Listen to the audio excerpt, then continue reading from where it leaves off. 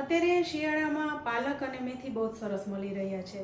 તો મેથીનું નામ સાંભળે એટલે સૌથી પહેલાં આપણને ભજીયા જ યાદ આવે. તો આજે એકદમ મસ્ત મજાના પાલક મેથીના ભજીયા બનાવીશું. જેને ભજીયા બનાવવામાં પ્રોબ્લેમ થતો હોય, એકદમ કડક થતા હોય, લાલ થઈ જતા હોય અથવા તો ખૂબ જ તેલ ભરાઈ જતું હોય ને, તો એ વિડીયો આ ખાસ જોવે. કારણ કે આજે આપણે એવી રીતના તૈયાર કરવાના છે ને કે જરાય તેલ નહીં ભરાય, સાથે એકદમ પોચા, ઘરના વડીલ વર્ગ છે ને એ પણ આરામથી ખાઈ શકશે. અને સાથે કઢી પણ એવી જ રીતના બનાવવાના છીએ. કંદોઈ જે કઢી બનાવે એના કરતાં આપણે ઘણી સરસ રીતના ઘરે જ કઢી તૈયાર કરી શકીએ છીએ. તો ચાલો આજે બનાવી લઈએ. પાલક મેથીના ભજીયા બનાવીએ ને એ પહેલાં આપણે કઢી બનાવવાની છે. કારણ કે ભજીયા બનાવતા વાર નથી લાગતી, અને જો કઢી તૈયાર હોય ને તો ગરમા ગરમ ભજીયા સાથે આ કઢી ખૂબ જ મસ્ત લાગે છે. તો એના માટે મેં અહીં 1 ગ્લાસ ખાટી છાશ લીધી છે. હવે આ છાશમાં 2 ચમચી જેવો બેસન ઉમેરવાનો છે. ભજીયા સાથે જે કઢી ખવાય છે ને એ થોડી જાડી હોય છે, થીક હોય છે, બહુ પતલી નથી રાખવાની. એટલે 2 ચમચી જેવા બેસનનો ઉપયોગ કરીશું. આ બેસનને મેં ચાળી લીધો છે અને આ બેસનમાંથી જ હું ભજીયા બનાવીશ. અહીં બેસનને ચાળવો ખૂબ જ જરૂરી છે, કારણ કે બેસનમાં ગોળીઓ વળી ગઈ હોય છે. તો ચાળી લો તો એકદમ સરસ સ્મૂધ થઈ જાય છે. હવે 2 ચમચી જેવો બેસન ઉમેરી દીધો છે અને સરખી રીતના મિક્સ કરી લઈશું. એવું લાગે તો તમારે બ્લેન્ડર ફેરવી લેવાનું, એટલે ફટાફટ મિક્સ થઈ જાય. હવે આ મિશ્રણ તૈયાર થઈ ગયું છે, તો એમાં સ્વાદ પ્રમાણે મીઠું ઉમેરી દઈશું. આ કઢી છે ને એ ભજીયા સાથે ખાવાની હોવાથી થોડી ગળાશવાળી વધારે આવતી હોય છે, એટલે હું આમાં 2 ચમચી જેવી ખાંડ ઉમેરીશ, અથવા તો તમે તમારી પસંદગી મુજબ ખાંડને ઉમેરી શકો છો. હા, સાથે જેમને ડાયાબિટીસ છે એ સુગર ફ્રીનો પણ ઉપયોગ કરી શકે છે. હવે આપણે થોડી આદુ મરચાંની પેસ્ટ ઉમેરીશું. તો અહીં મેં જે મરચાં લીધા છે એ તીખા છે. થોડા તીખા મરચાં એડ કરો ને તો કઢી સરસ લાગે છે, સ્વાદવાળી લાગે છે. તો અડધી ચમચી જેવી આદુ મરચાંની પેસ્ટ ઉમેરી દીધી છે. હવે મિશ્રણને મિક્સ કરી લઈશું અને આ કઢીને આપણે વઘારી લેવાની છે. તો પેનને ગરમ કરવા મૂકી દીધું છે અને 1 ચમચી જેવું તેલ મૂકીશું. કઢી માટે બહુ વધારે તેલની જરૂર નથી હોતી. તેલ ગરમ થઈ જાય એટલે 5 ચમચી જેવી રાઈ અને 5 ચમચી જેવી હિંગ મૂકીશું. હવે આપણે થોડી હળદર પણ ઉમેરીશું, જેથી કઢીનો કલર છે ને એ સરસ આવે. તો 5 ચમચી જેવી જ હળદર ઉમેરવાની છે અને જે આપણે મિશ્રણ તૈયાર કર્યું એને વઘારી લેવાનું છે. તો આ કઢીને થતાં બિલકુલ વાર નથી લાગતી. ઓલરેડી આપણે ખાંડ, મીઠું અને આદુ મરચાંની પેસ્ટ તો ઉમેરી દીધી છે. બસ હવે થોડું પાણી ઉમેરીશું. તો અડધા ગ્લાસ જેવું પાણી ઉમેરી દીધું છે અને હવે કઢીને ઉકાળવાની છે. ચણાનો લોટ જે ઉમેર્યો છે એ એકદમ સરસ કૂક થઈ જાય એટલી આપણે કઢી ઉકાળવાની છે. એટલે અત્યારે તમને આ કઢી પાતળી દેખાઈ રહી છે, પણ જેમ કઢી ઉકળશે એમ ચણાનો લોટ કૂક થશે અને કઢીની કન્સિસ્ટન્સી છે ને એકદમ જાડી થઈ જશે. તો તમે અહીં જોઈ શકો છો કઢીની થિકનેસ આવી ગઈ છે. તો હવે છેલ્લે લીમડાના પાન પણ ઉમેરી દઈશું, એટલે ફ્લેવર સરસ આવે. તો બસ અહીં 3 થી 4 વાર ઉફાણા આવી ગયા અને કઢીની થિકનેસ આવી ગઈ એટલે ગેસને બંધ કરી દેવાનો છે. અહીં કઢી તૈયાર થઈ ગઈ છે. તો આ કઢી માત્ર 5 મિનિટમાં જ તૈયાર થઈ જાય છે. તો છે ને એકદમ સરસ. તો હવે આ ગરમા ગરમ કઢીને આપણે એક બાઉલમાં કાઢી લઈશું. હવે આ કઢી તૈયાર છે એટલે આપણે ભજીયાની તૈયારી કરવાની છે. ભજીયા સાથે આ કઢી તમે એકવાર બનાવજો, એકદમ મસ્ત લાગે છે. કંદોઈ કરતાં પણ ઘરે સરસ થાય છે. હવે આપણે ભજીયા બનાવવા માટે પાલક અને મેથી લીધી છે. હું 2 વ્યક્તિઓને થાય એટલા ભજીયા બનાવી રહી છું, એટલે થોડી મેથી અને થોડી પાલક લીધી છે. આ પાલક અને મેથીને આપણે સમારીએ એ પહેલાં વોશ કરી લેવાની છે. તમે જ્યારે ભાજીમાંથી કોઈ પણ વસ્તુ બનાવો ને ત્યારે પહેલાં સમારીને પછી નહીં ધોવાની, કારણ કે એમ કરશો ને તો બધા એમાંથી વિટામિન્સ, મિનરલ્સ જતા રહે છે અને કલર પણ જતો રહે છે. તો સૌથી પહેલાં તમે ભાજીને ધોઈ લો, પછી જ એને સમારવાની. તો રનિંગ વોટરમાં આપણે બંને ભાજીને ધોઈ લીધી છે. હવે એને એકદમ ઝીણી ઝીણી કટ કરી લેવાની છે. મેથીને વીણી લીધી છે અને પાલકની જે લાંબી દાંડી છે એને કટ કરી લીધી છે. હવે બંને સાથેને આપણે એકદમ ઝીણી ઝીણી સમારી લઈશું. આ મેં અહીં પાલક અને મેથી લીધી છે ને એ બંને થઈને 1 કપ જેવી થાય છે. તો માપ તમારે એ પ્રમાણે લેવાનું છે. હવે બંને ભાજીને સમારી લીધી છે. તો ભજીયા માટે આપણે એક બાઉલમાં બેસન લઈશું. તો મેઝરિંગ કપ પ્રમાણે મેં અહીં 1.5 કપ જેવો બેસન લીધો છે. બેસનને મેં ચાળી લીધો છે. સાથે એમાં 1 કપ જેવી પાલક અને મેથી ઉમેરી દેવાની છે.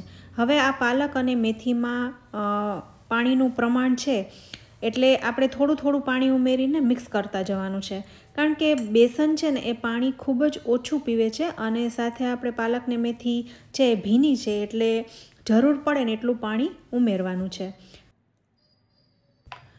અત્યારે આટલા બેટરમાં અડધો કપ જેવું પાણી ઉમેરી દીધું છે. અહીં બેટરને છે ને તમારે એકદમ ઢીલું રાખવાનું છે, પણ મિક્સ કરતાં મને થોડો લોટ ઓછો લાગ્યો એટલે અહીં કુલ આપણે 2 કપ જેવો લોટ લીધો છે અને 1 કપ જેવી મેથી અને પાલકની ભાજી લીધી છે. તો બસ હવે બધું મિક્સ કરી લેવાનું છે. હવે મિક્સ કરતાં બેટર ચમચીની સાથે ફરી રહ્યું છે, તો આટલું આપણે કડક નથી રાખવાનું, હજુ ઢીલું કરવાનું છે. બેટરમાં ચમચી ફરે એટલું આપણે ઢીલું રાખવાનું છે, પણ ચમચી સાથે બેટર ફરે એટલું આપણે બેટરને કડક નથી રાખવાનું. જેટલું તમારું બેટર સોફ્ટ એટલા ભજીયા પણ સોફ્ટ થશે. તો ફરી આપણે 1/4 કપ જેવું પાણી ઉમેરી દીધું છે અને આમાં જ મિક્સ કરી લેવાનું છે. તો હવે તમે જોઈ શકો છો બેટર ઘણું ખરું ઢીલું થઈ ગયું છે. આમાં મેથી પાલકનું કોઈ ચોક્કસ માપ નથી. તમને જો વધારે મેથી અને પાલક ભાવતા હોય તો વધારે પણ ઉમેરી શકાય. હવે આપણે બધા મસાલા કરી લેવાના છે. તો સ્વાદ પ્રમાણે મીઠું ઉમેરી દઈશું, સાથે 2 ચમચી જેવી આદુ મરચાંની પેસ્ટ ઉમેરીશું, સાથે અડધી ચમચી જેવા ધાણા, વરિયાળી અને મરી ઉમેરીશું. આ બધાને અધકચરા ખાંડી લેવા અને પછી ઉમેરવા, જેથી ફ્લેવર સરસ આવે. અને આદુ મરચાંની પેસ્ટમાં છે ને મરચાં એકદમ તીખા લેવાના એટલે બહુ સરસ લાગે. તો બધા જ મસાલા આપણે મિક્સ કરી લીધા છે અને તમે અહીં જોઈ શકો છો બેટર એકદમ ચમચીમાંથી તરત પડી જાય એટલું ઢીલું કર્યું છે. હવે આપણે આમાં સોડા ઉમેરવાનો છે. ભજીયામાં સોડા કેટલો ઉમેરવો ને જો એ ખબર પડી ગઈ ને, એ તમને ખ્યાલ આવી ગયો ને, તો ભજીયામાં ક્યારેય તેલ નહીં ભરાય અને કોઈ દિવસ કડક નહીં થાય.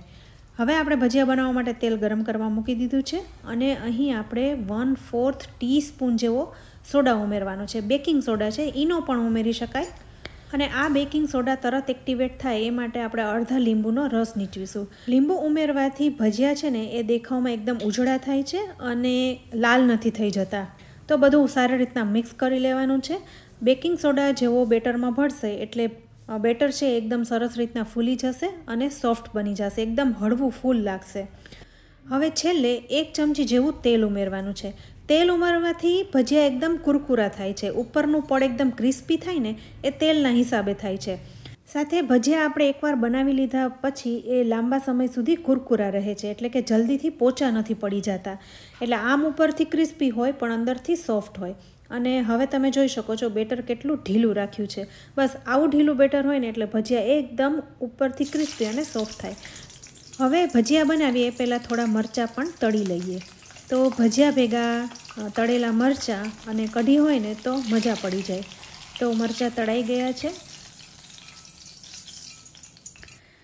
તેલ અહીં મીડિયમ ગરમ થઈ ચૂક્યું છે અને ભજીયાના બેટરને એકવાર મિક્સ કરીને આપણે ભજીયા પાડી લઈશું.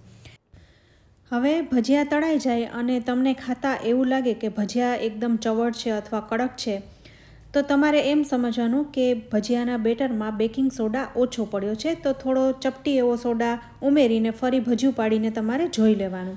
અને જ્યારે તમને ભજીયા ખાતા એવું લાગે કે ભજીયામાં ખૂબ જ તેલ ભરાઈ ગયું છે, એકદમ તેલ મોઢામાં આવે છે, તો તમારે એમ સમજવાનું કે ભજીયાના બેટરમાં સોડા વધી ગયો છે, એટલે કે વધારે પડી ગયો છે. તો જ તેલ ભરાય, કારણ કે ભજીયામાં સોડા ઓછો હોય ને તો ભજીયા કડક થાય અથવા ચવડ થાય, અને ભજીયામાં જો વધારે સોડા પડી ગયા હોય ને તો એમાં ખૂબ જ તેલ ભરાઈ જાય છે. તો તેલ વધારે ભરાઈ જાય એના માટે ફરી બેટરમાં તમારે લોટ અને ભાજી ઉમેરી દેવા અને બેલેન્સ કરી નાખવું, જેથી ભજીયામાં તેલ ન ભરાય. તો તમે જ્યારે ભજીયા બનાવો ત્યારે આ 2 બાબત ખાસ ધ્યાનમાં રાખવાની, જેથી ભજીયા ક્યારેય કડક પણ નહીં થાય અને વધારે તેલ પણ નહીં ભરાય.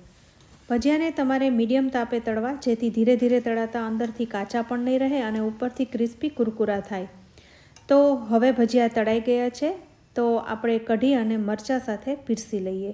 તો આવી રીતના આપણે બાકી રહેલા ભજીયાના બેટરમાંથી પણ ભજીયા બનાવી લેવાના છે.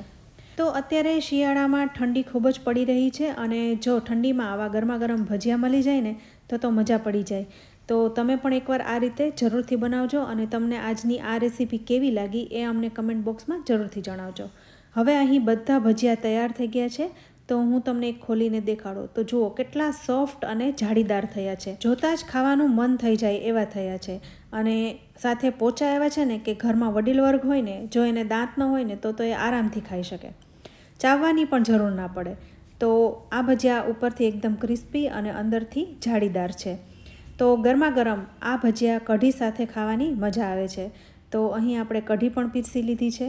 તો ફ્રેન્ડ્સ, તમને આજે આ ભજીયા અને કઢીની રેસીપી કેવી લાગી? તમે પણ એકવાર આ રીતે બનાવજો અને તમારો ફીડબેક અમને કમેન્ટ બોક્સમાં જરૂરથી આપજો. રેસીપી સારી લાગે ને તો વિડીયોને લાઇક અને શેર જરૂરથી કરજો.